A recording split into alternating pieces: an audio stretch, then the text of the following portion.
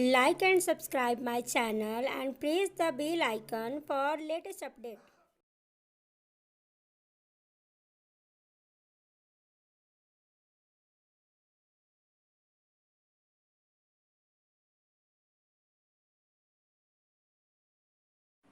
Good morning students.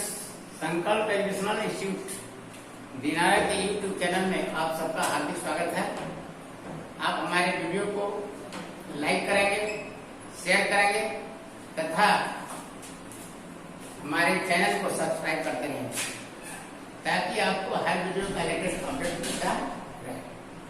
चलिए, जो इस अगले वीडियो में हम लोग पढ़े थे खाद्य संसाधन का ये पार्ट 2 जो अंतिम पार्ट है उसको हम लोग पढ़ेंगे, जिसमें हमने आपको बताया था फसल उत्पादन प्रबंधन में पोषण, पोषक प्रबंधन पढ़ा चुके हैं। आज हम लोग पढ़ेंगे सिंचाई और फसल पैटर्न और फसल सुरक्षा प्रबंधन। सिंचाई का अर्थ है कि कृषि की वह प्रक्रिया जिसमें विभिन्न स्रोतों से, किसी भी स्रोत से समय समय पर फसलों को जल की आवश्यकता की पूर्ति कराई जाती है।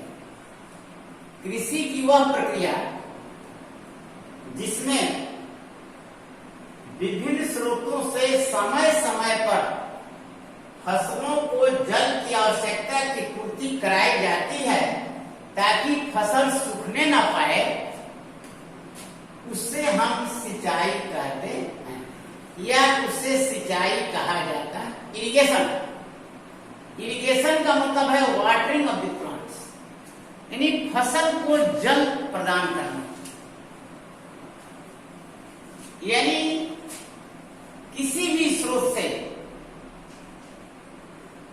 फसलों को जल की जो उनकी आवश्यकता है उसकी पूर्ति कराई जाती है, उससे हम सिंचाई कहते हैं। भारत में सिंचाई के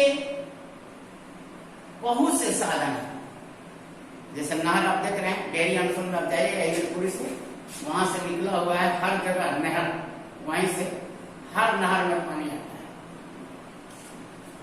तो सिंचाई के लिए साधन है कुएं, ट्यूबवेल, तालाब, झीलें, नदियां, नहरें, जल उठाव प्रणाली, तालाब आदि। यानी इसी स्रोत से, एक तो मूल स्रोत है सिंचाई का जो वर्षा का जल है, रेन वाटर, वो तो नेचुरली है।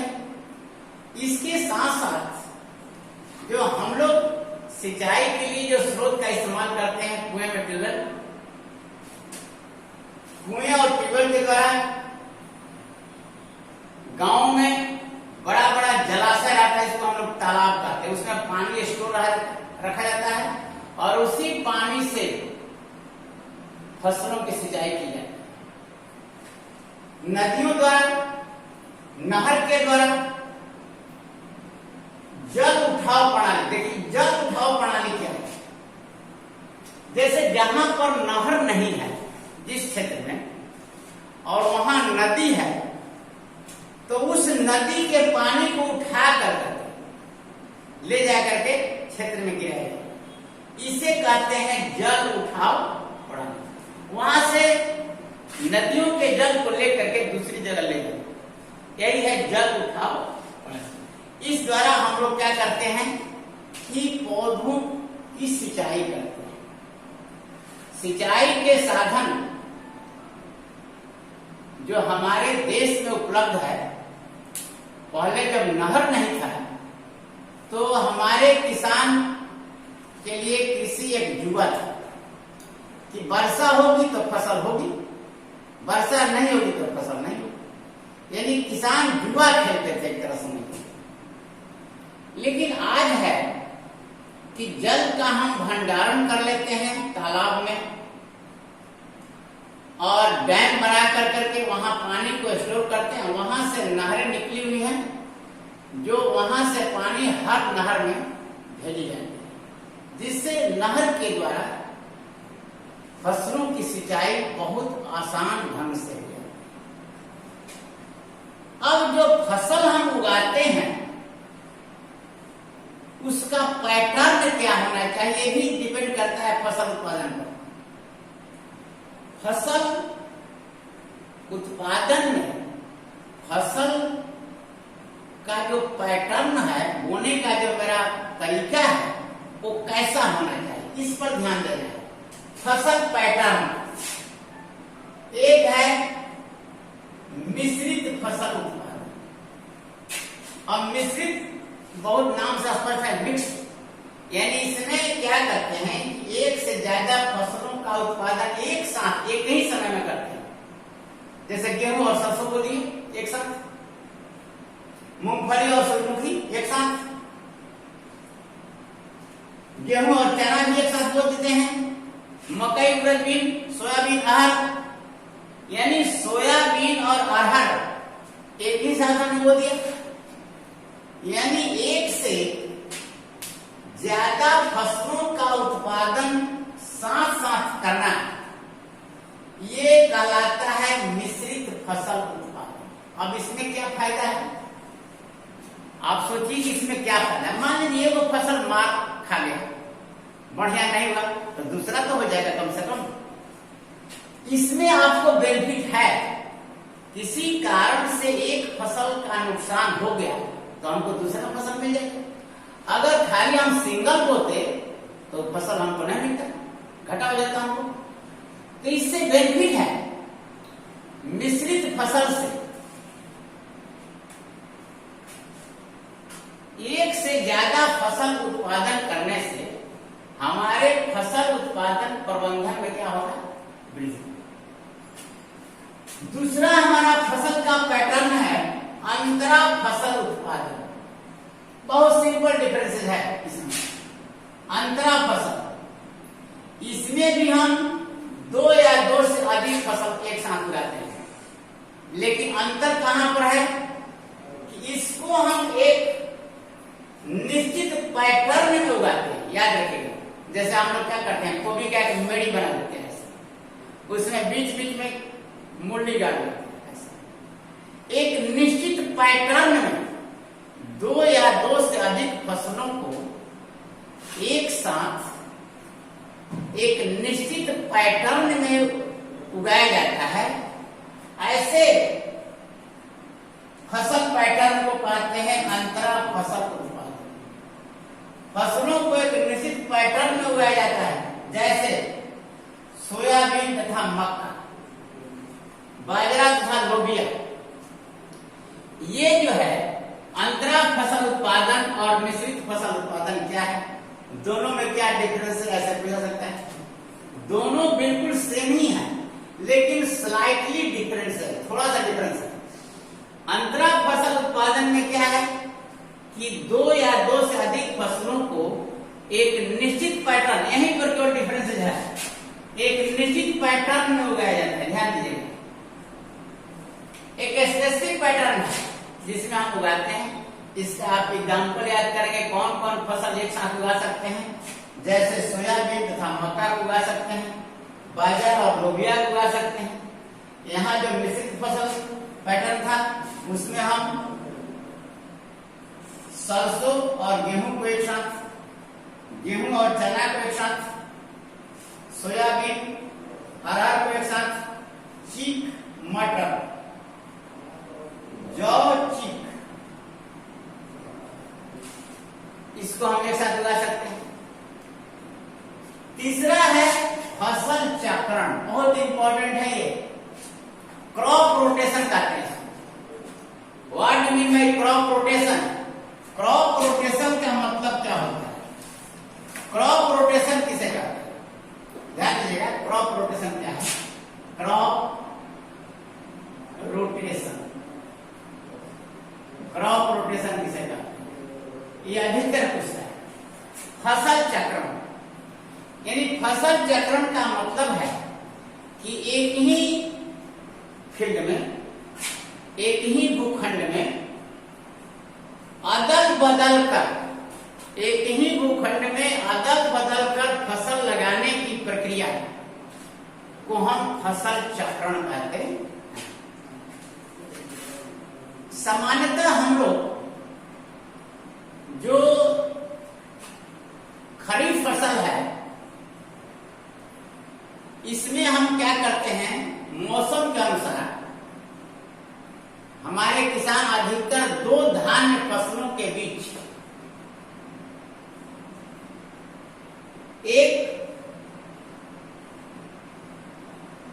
दलहनी पौधा जरूर उगाते हैं।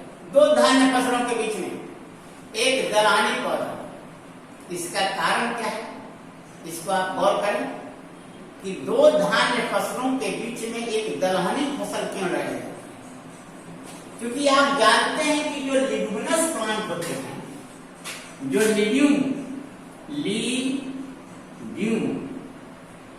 दलहनी पौधे जैसे चना है, मटर है, ये दलहनी पौधे जो है भूमि की उर्वरा शक्ति को बढ़ाते हैं। भूमि में नाइट्रोजन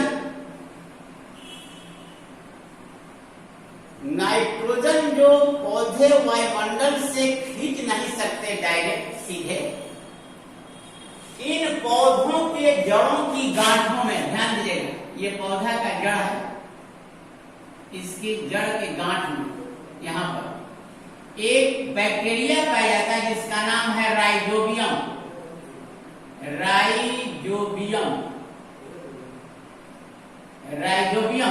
नामक बैक्टीरिया इन दलहनी पौधों के जड़ों की गांठों में पाया जाता है। याद रखना क्या कारण है कि किसान 2 धान्य फसलों के बीच में एक दलहनी फसल बोते हैं, तो कहना होगा कि दलहनी पौधों की जड़ों की गांठों में एक बैक्टीरिया पाया जाता है जिसका नाम है राइजोबियम। राइजोबियम नामक बैक्टीरिया वायुमंडलीय नाइट्रोजन को नाइट्रेट और नाइट्राइट यानी नाइट्रोजन के यौगिकों में परिवर्तित करके भूमि में स्थित कर देते हैं और तब पौधे उसको अवशोषित करते हैं। नाइट्रोजन को नाइट्रेट और नाइट्राइट में परिवर्तित करके मृदा में पुनः प्रतिस्थापित कर देते हैं, जिससे फसलों को अनिवार्य पोषक तत्व प्राप्त होते हैं। बहुत बड़ा बेनिफिट है फसल चक्रण से। फसल चक्रण क्या है कि एक ही भूखंड में अदल बदल कर फसल लगाने की प्रक्रिया को क्या कहते हैं, फसल चक्रण। अधिकतर किसान 2 धान्य फसलों के बीच में एक दलहनी फसल लगाते हैं।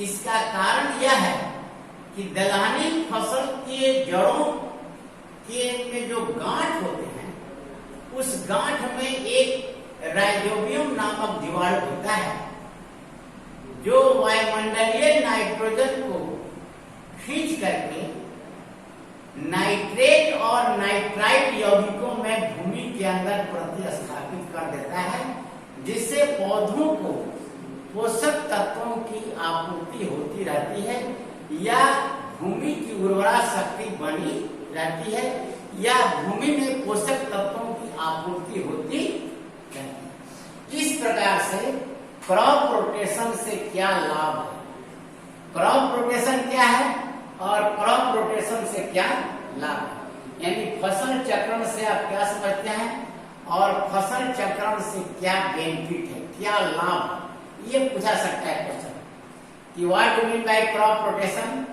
And what are its advantages. Advantages क्या है, इससे लाभ क्या है, यही आपको कहना होगा। अब ये हो गया फसल उत्पादन प्रबंधन, सिंचाई के बाद फसल पैटर्न, मिश्रित फसल उत्पादन, अंतरा फसल उत्पादन और है फसल चक्र। इसके बाद अब तीसरा पॉइंट आता है फसल सुरक्षा प्रबंधन। अब खेत में फसल लगी हुई है, उसकी आपको सुरक्षा करना है। अब लग जाएगा रोग, कहते हैं कि रोग लग गया, तो उसकी सुरक्षा आप कैसे करेंगे? फसलों को विभिन्न प्रकार के रोगों से बचाना, जो विभिन्न प्रकार के रोगाणु जैसे कुछ पीड़क, कवक, जो जिनको हम लोग पेस्ट कहते हैं, पीड़क कहते हैं, समस्त रोगाणुओं को सम्मिलित रूप से क्या कहा जाता है? पीड़क कहा जाता है। यानी पीड़क क्या है? फसल पौधों को विभिन्न तरीकों से पीड़कों एवं हानिकारक जीवों से मुक्त रखने की प्रक्रिया को हम फसल सुरक्षा कहते हैं। और पीड़क क्या है? जो रोगाणु फसलों को नुकसान पहुंचाते हैं उन्हें हम क्या कहते हैं? पीड़क। और पीड़कों से सुरक्षा करना फसल सुरक्षा कहलाता है। फसलों को इन पीड़कों से, इन हानिकारक जीवों से मुक्त रखने की जो प्रक्रिया है, that is known as crop protection. इसी को कहते हैं हम क्रॉप प्रोटेक्शन। अब क्रॉप प्रोटेक्शन के साथ साथ फसलों को कहां से नुकसान होता है? तो एक चीज आप जान लीजिए, खरपतवार। खरपतवार क्या है इसको आप जान लीजिए। वीड्स का वीड्स क्या है? पूछा जाता है कि वैसे अवांछित पौधे जो उगाए जाने वाले मुख्य फसलों के साथ उग जाते हैं, जो अवांछनीय पौधे हैं, जिनकी आवश्यकता नहीं है, जो हानिकारक हैं उस फसल के लिए, जो मुख्य फसल के साथ वैसे अवांछनीय पौधे जो मुख्य फसल के साथ उग जाते हैं, उन्हें हम क्या कहते हैं? उन्हें हम कहते हैं खरपतवार। उसे कहते हैं वीड्स, जो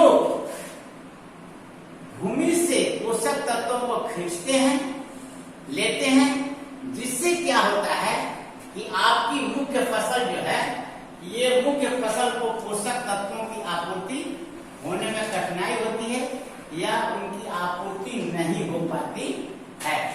यानी फसल हमारी कमजोर हो जाती है, क्योंकि जो पोषक तत्व है वो फसल ले लेती है। तो अब इसके लिए हमें क्या करना पड़ेगा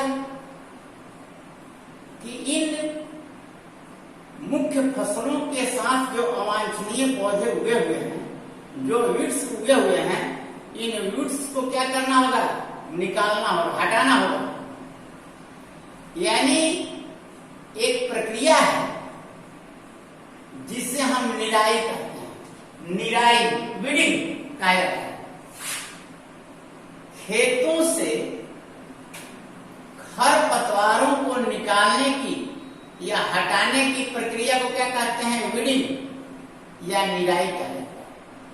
खेतों से खरपतवार को निकालने की प्रक्रिया को क्या कहते हैं? वीडिंग। अब इसमें कुछ वीडिंग का नाम आपको याद रखना पड़ेगा, जैसे चौलाई है, बथुआ है, हिरनखुरी है, घास दूब, गाजर घास, मोथा, ये सब क्या है? खरपतवार। निराई करना, निराई किसे कहते हैं? कि खेतों से खरपतवार को हटाने की प्रक्रिया को निराई कहते हैं। निराई में अब हम विधि अपनाएंगे, कैसे निराई करेंगे। हम लोग कैसे करते हैं? बिल्कुल सामान्य तरीका हमारा है यांत्रिक विधि। एक तो हाथ से करते हैं, खुरपी से करते हैं, या फावड़ा से करते हैं, पैडी वीडर से करते हैं। ये यांत्रिक विधि है, जिसके द्वारा हम अवांछित जो पौधे हैं इनको यहां से निकालते हैं। इसको कहते हैं यांत्रिक विधि। दूसरी विधि है कृषि क्रियाओं द्वारा। कृषि क्रियाओं द्वारा का मतलब क्या है? ऐसा हम कृषि प्रक्रिया अपनाते हैं द्वारा विड्स बिल्कुल न हो कृषि प्रक्रिया में। तीसरा है रासायनिक विधि, जिसमें हम रसायन का प्रयोग, मान लीजिए बहुत ज्यादा खेतों में उग गया है, कृत्रिम विधि से नहीं हो पाता है, तो उसको हम क्या करेंगे, इसके लिए हमको रसायन का प्रयोग करना होगा। याद रखिए, रासायनिक विधि और कृषि प्रक्रिया द्वारा विधि। कृषि प्रक्रिया द्वारा विधि तो बहुत आसान चीज है कि अंतरा फसल उत्पादन या सफसली खेती द्वारा हम खरपतवार वृद्धि पर काबू पा सकते हैं। लेकिन अगर खेतों में बहुत ज्यादा खरपतवार उग गए हैं तो उसके लिए हम क्या करते हैं, एक रसायन का प्रयोग करते हैं, उसको कहते हैं वीडसाइड्स, खरपतवार नाशी। यानी वह रसायन जो खरपतवारों का नाश कर देता है उसे क्या कहते हैं, वीडसाइड्स, यानी खरपतवार नाशी। जैसे 2,4-D, यहां पर देखिए हमने लिखा है 2,4-D रसायनों का इस्तेमाल कर करके खेतों में उगने वाले जो खरपतवार है उसको हम हटा देते हैं, नष्ट कर देते हैं। 2,4-D डाइक्लोरोफिनॉक्सी एसिटिक एसिड, इसका नाम है डाइक्लोरोफिनॉक्सी। ये dichlorophenoxy acetic acid 2,4-D short में कहते हैं। इसका उपयोग हम करते हैं, अधिकतर ये दवा बाजार में मिल जाती है, इसका हम छिड़काव कर देते हैं, जिससे क्या होता है, अपने आप जितना भी मिर्च है वो क्या जाएगा, चल खत्म हो जाएगा। ये खरपतवार नाशी होता है। यानी जिन रसायनों का हम प्रयोग कर करके खरपतवार का विनाश कर देते हैं, नाश कर देते हैं, उसे क्या कहते हैं, खरपतवार नाशी। उदाहरण में है 2,4-D।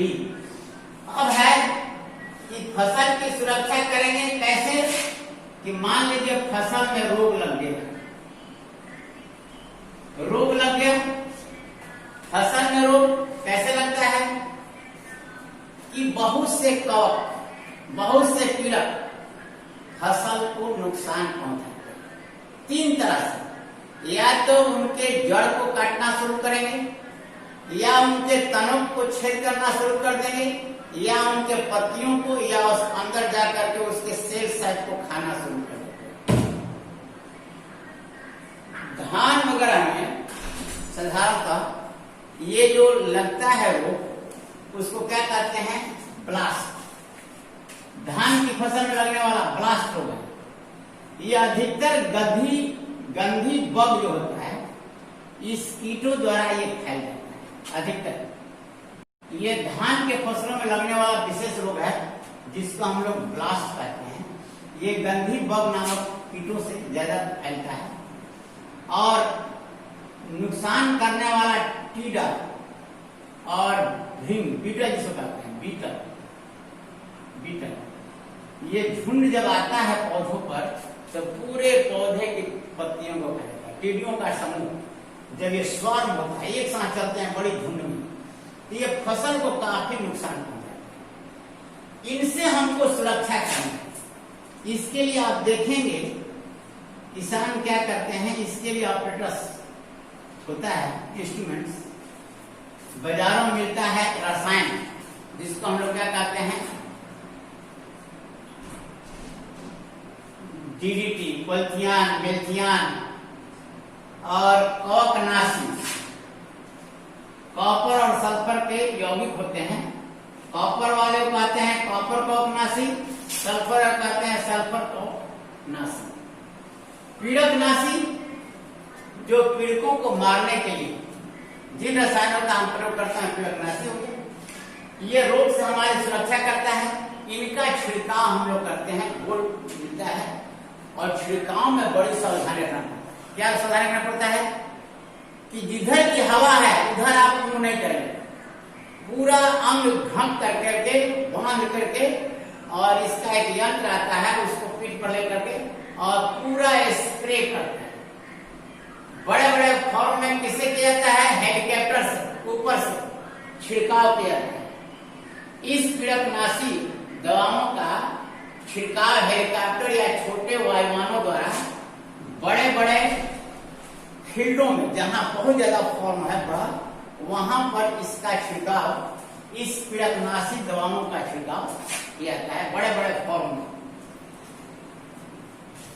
इस तरह से कवकनाशी और कीटनाशी, ये दोनों जो है क्या है? ये पीड़कनाशी है, ये पेस्ट ही है। और पेस्ट में मूल रूप से आपको याद रखना है सल्फर और कॉपर का, डीडीटी, पॉलिथियान और मेलिथियान, ये सब कीटनाशक दवा है जो बाजारों में मिलता है। इसी का घोल लेकर के हम लोग छिड़काव करते हैं, ताकि जो पौधे को रोग लगता है उससे रोग से निवारण होता है। इसके बाद जब हम इसको रोग मुक्त कर लेते हैं, फसल को रोग से मुक्त करते हैं, जब फसल हम हार्वेस्ट कर लेते हैं, काट लेते हैं, इसके बाद हम इसका भंडारण करते हैं, अनाज का भंडारण। भंडारण में हमको ध्यान रखना पड़ता है कि दो तरह के घटक से इस अनाज को नुकसान होता है। एक है अजैविक घटक और दूसरा जैविक घटक। अजैविक घटक में क्या है? नमी। पहले जो अनाज हम लोग खेतों से काट करके लाते हैं, उसमें नमी कितना आता है? 14% कम से कम है, और उस नमी को हटाना जरूरी है। यदि भंडारण करने के पहले यदि अनाज में नमी रहेगा तो उस पर फफूंद या कवक क्या करेगा? कार्य करना शुरू कर देगा, उस पर ग्रो करना शुरू। इसलिए उसके मॉइस्चर को हम क्या करेंगे? कम कर देंगे। जिसका टेम्परेचर कितना होना चाहिए? करीब 16 से 18% टेम्परेचर पर रखना होगा भंडारण के पहले। अनाज को सुखाएंगे ताकि उनकी वृद्धि और क्रियाशीलता को कम कर दिया जाए। नहीं तो जहां मॉइस्चर मिलेगा, ये जो कवक हैं, ये जो सूक्ष्म जीव हैं, ये क्रियाशील हो जाएंगे। उनकी क्रियाशीलता को कम करने के लिए हमें क्या करना पड़ेगा? अनाज को सुखवा करके उसका टेम्परेचर 16 से 18% नमी उसमें रहनी तक नमी रहेगी। अब है टेम्परेचर पर भी ध्यान देना है। तापमान यदि खाद्यान्नों को अपेक्षाकृत कम तापमान पर रखना चाहिए, जैसे हम लोग रखते हैं कोई सामान फ्रिज में या कोल्ड स्टोरेज। आप जानते हैं बहुत ज्यादा मात्रा में अनाज का भंडारण जो करते हैं, कोल्ड स्टोरेज, आलू को रखते हैं शीतकाल, वहां पर शीत भंडार, तो वहां पर ले जाकर रख देंगे ताकि वहां पर सूक्ष्म जीव क्या करेंगे? ग्रो नहीं, उनकी वृद्धि वहां रुक जाएगी। इतने कम टेम्परेचर में उनकी वृद्धि नहीं होगी, वो क्रियाशील नहीं होगी। इसलिए खाद्यान्नों को टेम्परेचर कम कर करके रखना चाहिए, जैसे कोल्ड स्टोरेज। इसके बाद जैविक कारक जो है, मूल रूप से जो हमारे अनाज जो भंडारित हम करते हैं उसको ज्यादा नुकसान पहुंचाते हैं, उसमें अधिकतर क्या है? सूक्ष्म जीव। इस है फफूंद है, जीवाणु, कीड़क, धान, झूठ, मकड़े, रेड बीटल्स, खरगोश, चूहा इत्यादि। ये सभी कीड़क जो है, या चूहा, खरगोश, अन्न भृंग में भी बहुत तरह का होता है। दाल भृंग होता है, लाल अन्न भृंग होता है, रेड बीटल्स। इनसे हमको बचाना पड़ेगा। इसके लिए हम क्या करेंगे? छिड़काव करते हैं। आप देखिएगा भंडारण के लिए क्या है, हम लोग क्या बिहार में पटना का गोल भाग, FCI food corporation of India पूरे किसानों से अनाज खरीद कर करके वहां स्टोर करती है। क्यों स्टोर करती है? ताकि मान लिया जाए, जैसे अभी देख रहे हैं कोरोना का जो संक्रमण चल रहा है, कितने लोग इसे मर रहे हैं। अब मान लीजिए किसी कारण से वर्षा नहीं हो किसी से, तो सूखा के अभाव, सूखा जब हो जाएगा, सूखाग्रस्त क्षेत्र हो जाएगा, फसल नहीं होगी, अनाज नहीं होगा, तो लोग खाद्यान्न के अभाव में मरने लगेंगे। अनाज नहीं होगा तो भोजन के बिना, अनाज के बिना मरेंगे। तो सरकार इसीलिए 1 साल के लिए पूरा स्टोर कर लेती है ताकि लोग भूखमरी का शिकार न हो, भूखमरी से न मरे। किसी आपातकालीन स्थिति में अगर किसी कारण से फसल नहीं हुई तो लोगों को मरने नहीं देना है, स्टोर करके रखा हुआ है। अब वहां पर जो भंडारण क्या है, हम लोग घर में भंडारण करते हैं, उसके लिए क्या करते हैं, लाते हैं ऐसी गोली जो उसमें डाल देते हैं, वो अस्थिर होता है, उसमें कहते हैं धुमक, फ्यूमिगेंट्स। तो भंडारण करने के लिए क्या करना होगा, हमको पहले अनाज को खूब अच्छी तरह से सुखवा लेना है, ड्राई करा देना है। सूर्य के प्रकाश में अनाज को अच्छी तरह से सुखवा लेंगे। इसके बाद उसको भंडारित करते समय धूमक का प्रयोग करेंगे। वो धूमक क्या है, टिकिया के रूप में मिलता है, जिसमें यहां हमने लिख दिया है कि वास्तविक रसायन होते हैं, जैसे एल्युमिनियम फास्फाइड की गोली। ये गोली उसमें हम रख देते हैं, पोटरी बना करके अनाजों के अंदर ये गोली डाल देते हैं। क्योंकि ये क्या है, वाष्पशील है, ये वाष्पशील है, तो इसके वाष्प है निकलेंगे और उस वाष्प के चलते क्या होगा, ये हानिकारक वाष्प है। जैसे आप देखेंगे हम लोग जो कछुआ छाप अगरबत्ती जलाते हैं मच्छर को भगाने के लिए, तो क्या होता है, उसके धुआं से मच्छर क्या होता है, निष्क्रिय होने लगता है। जहां भी रहेगा वहां पर क्या, दीवार में सड़ जाएगा, निष्क्रिय रूप में रहेगा। उसी प्रकार ये जो फ्यूमिगेंट्स हैं, ये फ्यूमिगेंट्स क्या करते हैं, धूमक फ्यूमिगेशन कर देते हैं, ताकि जो एल्युमिनियम फास्फाइड की गोली जो है निश्चित अनुपात में हम अनाजों में डाल देते हैं फ्यूमिगेशन के लिए, ताकि ये वाष्पशील जो ये टैबलेट्स है या गोली है, ये वाष्पशील है, यह क्या करेगा, इन पीड़कों से बचाएगा। धूमक का प्रयोग करेंगे, जिससे वाष्पशील रसायन जैसे एल्युमिनियम फास्फाइड की गोली एक निश्चित मात्रा में अनाजों में डालकर रखा जाता है, जिससे क्या होता है कि फसल को नुकसान नहीं होता। इसके साथ साथ जो इंसेक्टिसाइड्स, कीटनाशक दवा या रोडेंट्स को मारने वाली दवा, चूहा मारने वाला दवा, ये सब दवाओं का प्रयोग करते हैं ताकि उस अनाज में ये रोडेंट्स वगैरह न लगे, और जहां हम रखते हैं अनाज में शीरा न हो, उस जगह जहां पर हम उसको भंडारण करते हैं उसमें नमी नहीं होना चाहिए, इस बात का ध्यान रखना होता है। टेम्परेचर यदि ऐसा है खाद्यान्न तो वहां लो टेम्परेचर में रखेंगे, जैसे कोल्ड स्टोरेज आलू रखा जाता है, किसान अपना आलू जो है ले जाकर वहां रख देता है, जिससे क्या होता है कि आलू सड़ता नहीं, खराब नहीं होता। देखिएगा जब आलू बहुत ज्यादा दिन का हो जाता है तो मीठा लगने लगता है, धीरे धीरे वो क्या होता है, सड़ना शुरू कर देता है।